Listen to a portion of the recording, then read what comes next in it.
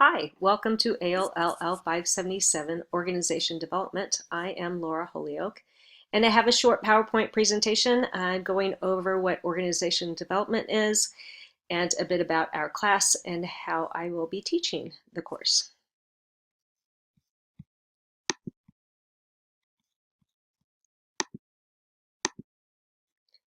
First of all, just a couple things about me that I do enjoy the outdoors quite a bit. I think and have adopted the idea that flawsome is the way to be. That is, I feel like I'm an individual who embraces my flaws and knows that I'm awesome regardless of that. And yet on the lower left-hand corner, I walk around like everything is fine, but deep down inside my shoe, my sock is sliding off. Sometimes how I feel, but sometimes my socks stay up. A few notes about pictures that you see here in the upper left-hand corner is a picture of me and my dad fishing up in Alaska. This was taken last summer. And in the lower right-hand corner, this was taken just yesterday on Mother's Day, doing some climbing out at Vantage, Washington, the Coulee, Frenchman's Coulee. This is my son, Caleb, on my right. To your left, he just turned 9 on Friday, and a snake that he and his buddies found. The upper right-hand corner is a photo of Mount Whitney that remains on my bucket list to be climbed. So I want to cover a few things about organization development, what it is and how I teach it, the learning exercises that we'll be doing this summer, and then expectations for the final paper that you will write.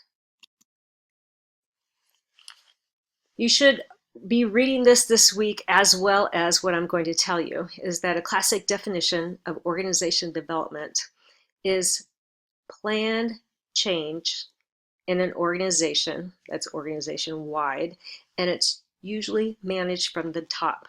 If it's managed from the bottom, it's usually not organization development. And the plan is to increase organization effectiveness and health through interventions, processes that the organization goes through, and using behavioral science knowledge. Another way to look at organization development, and by the way, it's not organizational development, it's really organization development, just so you note that.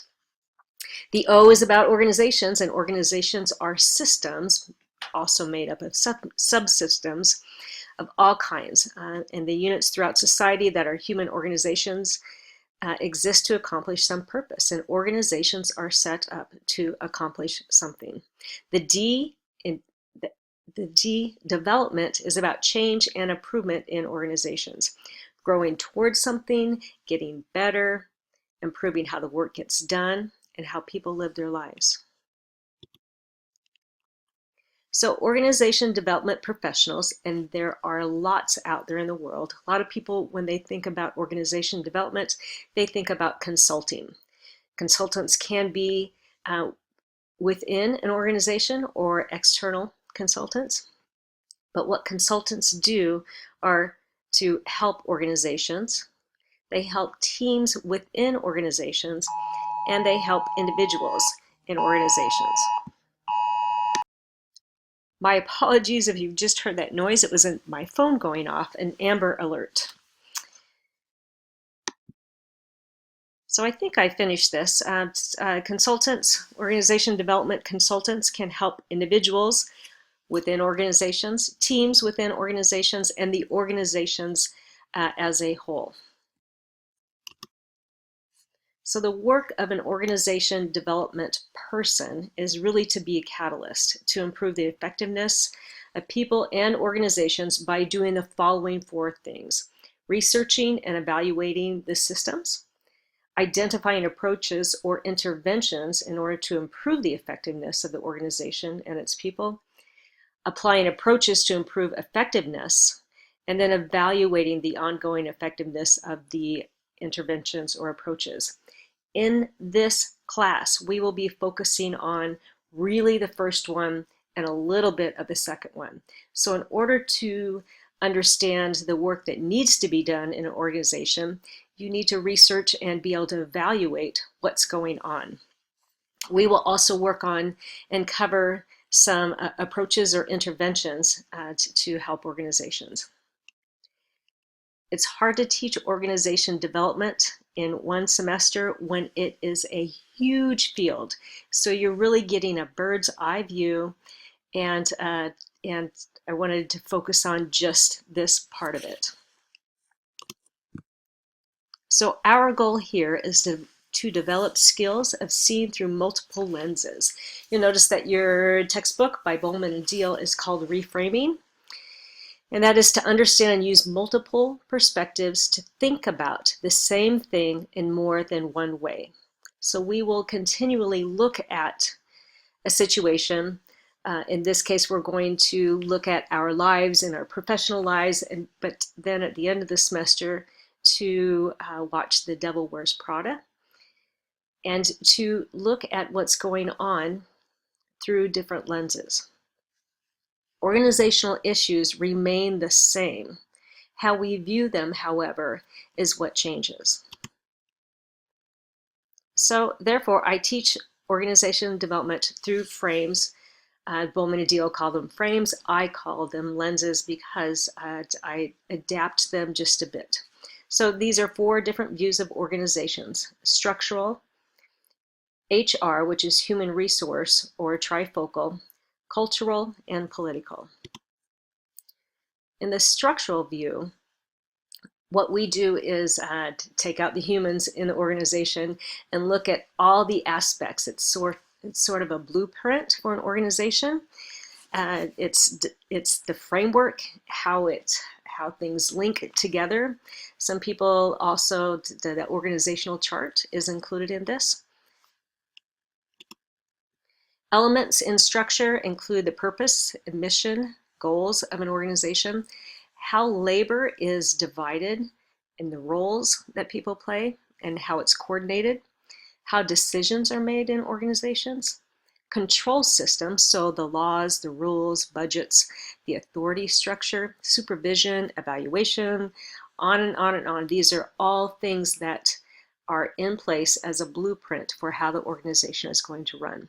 Then finally, resources that are used in an organization. This is how time is used, how the skills, information, money, calendars, schedules. I will have a PowerPoint recording for each one of the frames or lenses as we go through, but just today I wanted to give a quick overview of each one. The next lens or frame is a human resource frame, which I call a trifocal frame because there's 3 different ways of viewing human resources really in an organization. The first is a personal view.